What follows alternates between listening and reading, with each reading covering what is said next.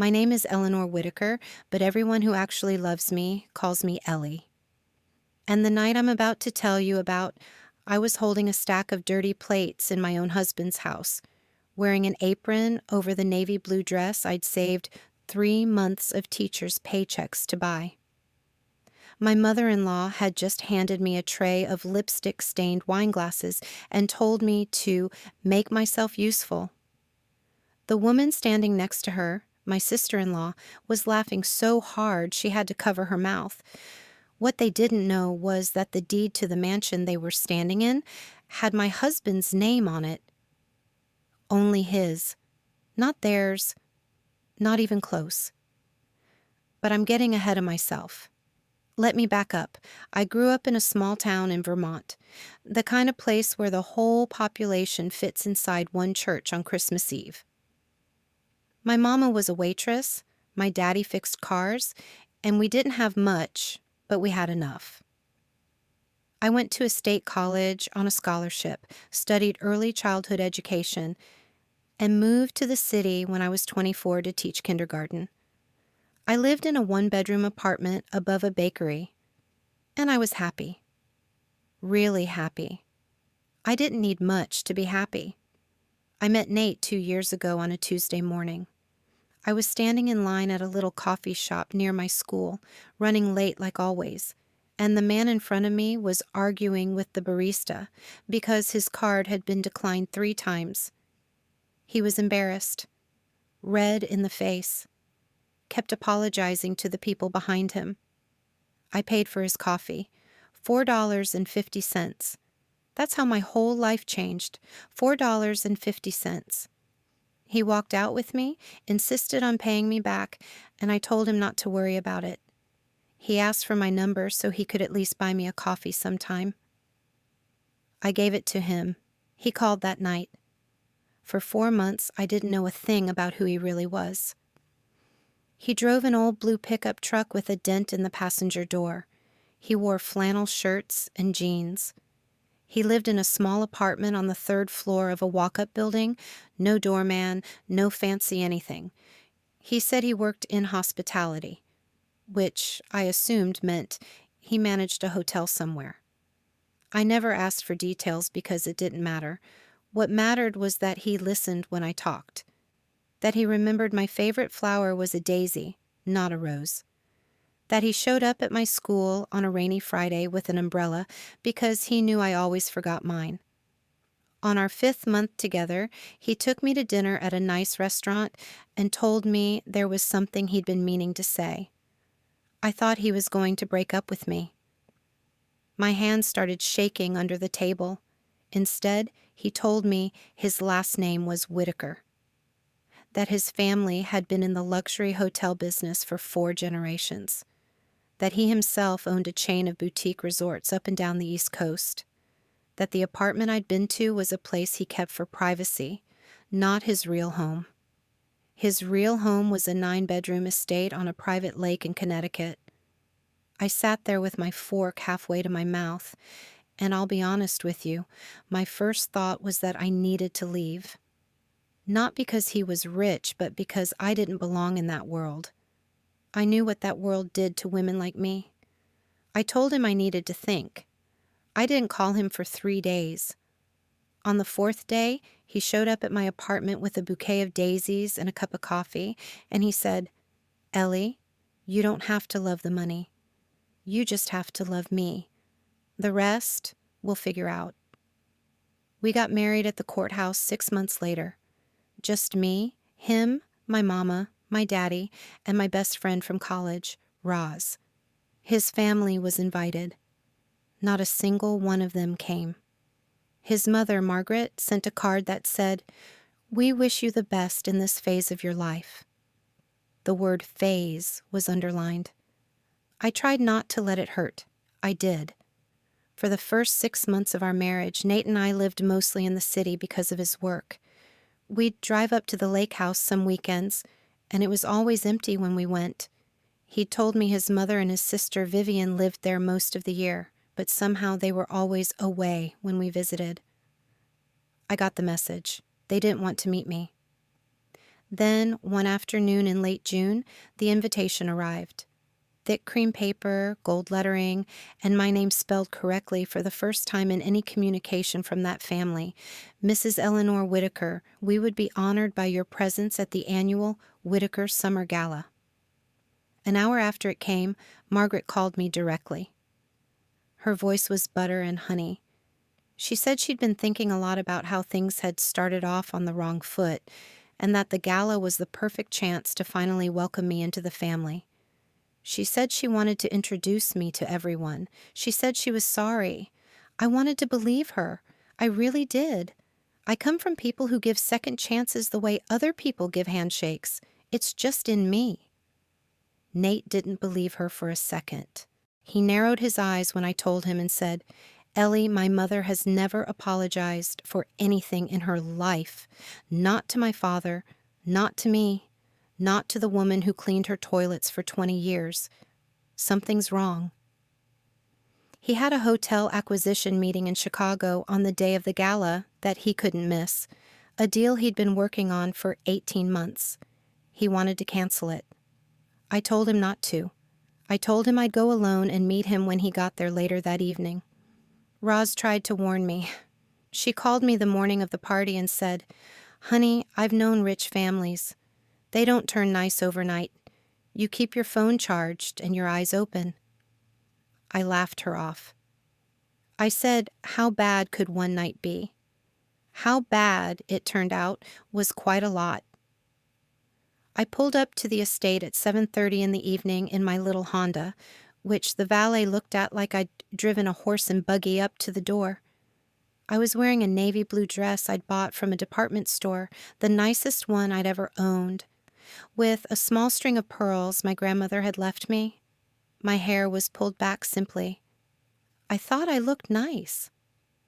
I remember looking at myself in the mirror before I left and thinking, you look like a woman going somewhere she belongs. Gerald, the butler, opened the front door for me. He was maybe 70 years old, white-haired, with the kindest blue eyes I've ever seen on an old man. He looked at me, and I saw something flicker across his face. Worry. Pity, maybe. He said, Good evening, Mrs. Whitaker, in a voice so gentle it almost made me cry before the night had even started. Then Margaret appeared at the end of the foyer in a cream silk gown that probably cost more than my yearly salary. She glided toward me, her smile already in place, and I watched her eyes travel from the top of my head to the toes of my shoes, and back up again, slowly. Oh, dear, she said, you came in well, no matter. Come, come.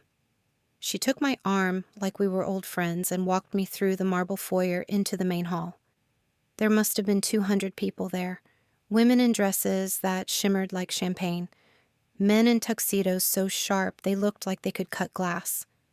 A string quartet was playing in the corner. Servers moved through the crowd with silver trays. And that's when Vivian, my sister-in-law, saw me. She was my husband's older sister, 38 years old, blonde and tall and beautiful in the way that feels expensive. She was talking to a group of women, holding a full glass of red wine. And when she turned to greet me, the glass somehow slipped from her fingers and splashed down the entire front of my dress. Oh, my goodness, she gasped, hand flying to her mouth. I'm so clumsy. Oh, Eleanor, I'm so sorry. The navy fabric turned dark purple. The red spread across my chest like a wound. Margaret gasped, too, theatrically, loud enough for the nearby guests to turn and look. Oh, no. Oh, honey, you can't possibly mingle looking like that. Everyone will stare. Why don't you just help in the back for a little bit until we find you something clean? Yes, that's the solution. Before I could speak, Gerald was there with an apron in his hands. He wouldn't meet my eyes. He whispered, Ma'am, I'm so sorry. So softly only I could hear him. Margaret slipped the apron over my head herself, tied it at the back, patted my shoulder like I was a child she was proud of. There, much better. Why don't you start with the tables near the terrace? They need to be cleared. And then she walked away.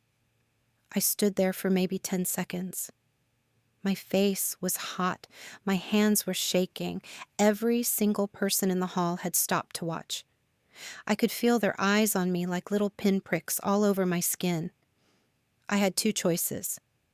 I could take the apron off, walk out the front door, get in my Honda, and drive home. Or I could do something else.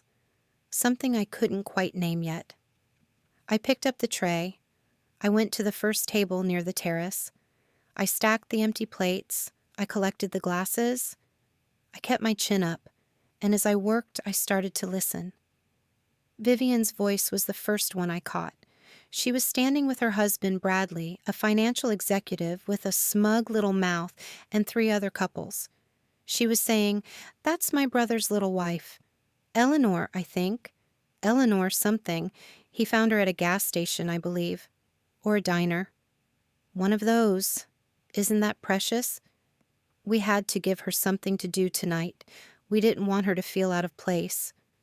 The group laughed, not cruelly. Worse than cruelly. They laughed the way people laugh at things that don't really matter to them. A senator's wife, I later learned her name was Mrs. Harper, set her empty dessert plate directly onto my tray without looking at my face. She just kept talking to the woman next to her about a charity auction. A man in a gray suit handed me his dirty napkin and said, "Thank you, sweetheart," without glancing up. I was invisible and visible, both at the same time. I made it to the kitchen with my tray loaded, and that's where Kat found me. Catherine Hollings, Nate's cousin, 29 years old, the only person in that whole family who had ever called me directly just to say hi. She had red-rimmed eyes when she pushed through the kitchen door. "Ellie, take that off. Take it off right now. This is insane. I'm calling Nate. I'm calling him right now." I put my hand on her arm. "No, don't. Ellie, let them," I said. "Kat, just let them keep going. Please." I don't know exactly when I decided. Maybe it was standing in that kitchen. Maybe it was in the hallway before, but I knew that if I walked out now, they would spin it. They would tell everyone I couldn't handle it, that I wasn't cut out for their world, that poor Nate had made a mistake. I wanted them to show every single person in that room exactly who they were, with their own hands, their own mouths. I pulled out my phone and I sent Nate one text. 6 words. "Don't rush. I want you to see." He wrote back in 30 seconds. "On my way. Landing in an hour." I went back out with my tray. For the next 45 minutes, I cleared tables. I refilled water pitchers. I carried a full trash bag through the hall to the side door because Margaret asked me to, loudly in front of a group of her friends so they could all watch. I heard Bradley tell a joke about me to another man at the bar. The other man laughed and said, "Well, every king needs a scullery maid, I suppose." And Gerald, the old butler, he watched everything. He stood in the corner of the ballroom by the grand staircase, and every time I passed him, I saw his jaw tighten. I saw him look at Margaret with an expression I'd never seen on a servant's face before. It wasn't hatred. It was something older than that. Something closer to judgment. At exactly 9:15, Margaret began her toast. She stood on the 3rd step of the grand staircase with a champagne flute in her hand, and the string quartet fell silent, and the guests gathered around, and she began to speak about the Whitaker legacy, about 4 generations of excellence, about the family name and what it meant, about how a name was a promise, and how some people understood promises and some people did not. She was looking straight at me when she said that last part. I was holding a stack of dessert plates near the kitchen door, and that's when the front doors of the mansion swung open. Nate walked in. He was wearing a black suit, no tie, and his jaw was set in a way I had only seen once before when a man had tried to cheat him on a contract. He didn't look at his mother. He didn't look at his sister.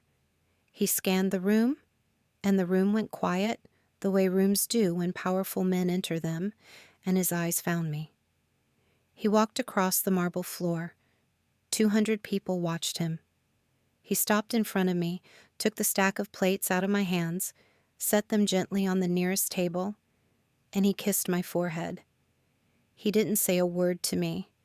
He just held my face in his hands for a moment, and his eyes were wet, and then he turned around. Margaret rushed toward him, champagne flute still in her hand, smile pasted back on. "Nathaniel, sweetheart, you made it. We were just helping Eleanor feel useful, you see. There was a little accident with her dress. Mother." One word. She stopped talking. "Mother," he said again, his voice calm and clear and carrying all the way to the back of the hall. "Do you remember whose name is on the deed to this house?" The silence that fell was the deepest silence I have ever heard in a room full of people. "Whose name, Mother?" Margaret's mouth opened, closed. Nate turned to face the crowd. His voice did not rise. It didn't have to. "For those of you who don't know me personally, my name is Nathaniel Whitaker. 4 years ago, I purchased this estate from my grandfather's trust. Every brick of this mansion belongs to me. Every acre of this land is in my name. The catering company serving you tonight is owned by my hospitality group. The champagne you are drinking was paid for by my company. The chairs you are sitting on, the flowers on the tables, the valets at the door, all of it. Mine." He paused. Nobody moved. "My mother and my sister have lived in this house at my generosity. I allowed this gala to take place because I was told it was a family tradition and because I still believed, foolishly, that family meant something to the people in my family." He turned and looked at me. I was still standing by the kitchen door in my apron, my hands dropped to my sides. "Tonight," he said, and his voice finally cracked, just a little. "My wife, the woman I chose, the woman I will spend the rest of my life choosing, was made to clean tables in her own home, by people standing in a house that isn't theirs, drinking wine that isn't theirs, wearing the confidence of a name they did not build." Vivian made a noise, a kind of choked sound. Bradley grabbed her arm and actually hissed at her to be quiet, and I watched his face finally understand what was happening, and I watched the color drain out of it. "Mother," Nate continued, turning back, "sister, you have 30 days to vacate this property.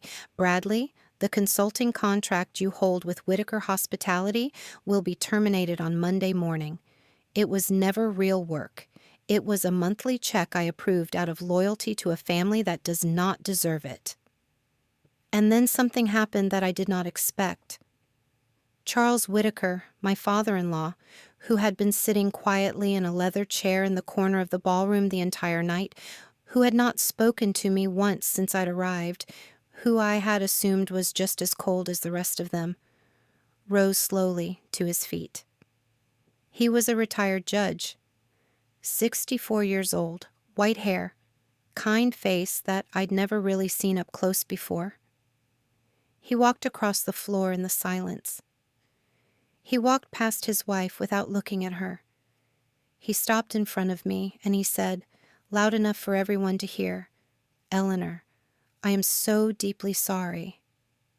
I should have stopped this years ago. I watched my own mother be treated this way by my father's family when I was a boy, and I never had the courage to speak. I have carried that shame my whole life. I will not carry it one night longer." He took my hand. He kissed it like I was royalty. The guests began to leave, quietly, awkwardly. A few of them came up to me on their way out. Mrs. Harper, the senator's wife, touched my arm and said, "I'm so sorry, dear. I didn't realize."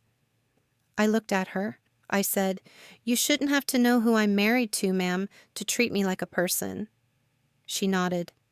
She looked down. She walked away. Within an hour, the mansion was empty. Just Nate, me, Kat, Charles, and Gerald the butler remained. Margaret had gone upstairs to her room without a word. Vivian had left in tears with Bradley trailing behind her, already on his phone. Gerald brought me a cup of tea on the back porch. He finally looked me in the eyes. He said, "Ma'am, I have worked in this house for 41 years.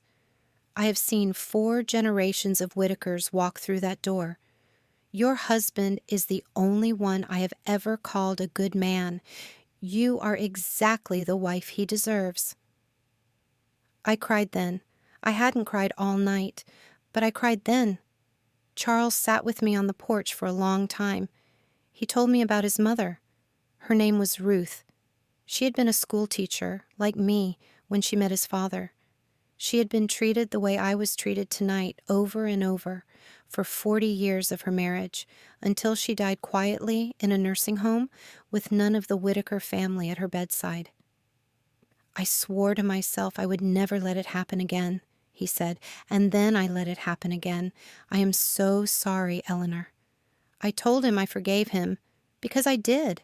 A man who waits 60 years to do the right thing is still a man who eventually did it. 6 months have passed now. Margaret lives in a small condominium an hour outside the city. She pays her own bills for the first time in her life. Vivian and Bradley are divorced. He left her 3 weeks after the money stopped coming. I hear she's living in a rental apartment and working the front desk at a friend's boutique. Kat comes to the lake house every Sunday for dinner. She calls me her sister now. Charles comes too. He sits on the back porch with Nate and they talk about things they never talked about before. I still teach kindergarten. I still drive my old Honda. I still shop at the same grocery store where the cashier calls me Hun.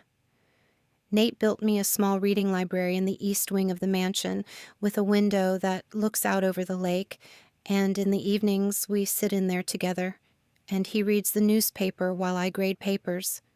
I didn't need a husband to rescue me that night. I had already made my choice when I picked up that tray. The rescue was just the timing. I didn't marry Nate for his money. I married him because he was the first person in my whole life who looked at me without wanting anything back. And the mistake Margaret and Vivian made was not disrespecting his wife. It was assuming that wealth made them better than the woman holding their dirty plates.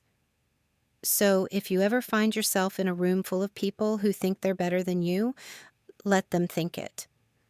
The truth always walks through the door eventually.